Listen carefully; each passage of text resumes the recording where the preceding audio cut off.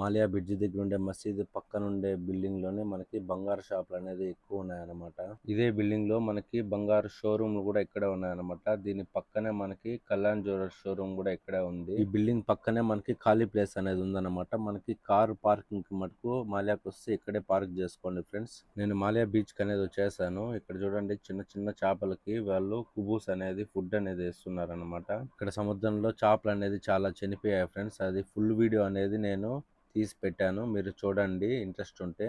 నేనైతే సముద్రం మొత్తం తిరిగేసి మళ్ళా నేను అనేది షాపింగ్ చేసుకోవడానికి మళ్ళా మాలియా సిటీకి అనేది వచ్చేసాను అనమాట. ఇప్పుడు చూడండి సాయంకాలము జనాలు అనేది చాలా మంది వచ్చారనమాట. మధ్యాహ్నం అనేది జనాలు అనేది చాలా తక్కువ మంది ఉన్నారు ఫ్రెండ్స్. సాయంకాలం అనేది జనాలు అనేది చాలా మంది ఎక్కువ మంది వచ్చారనమాట.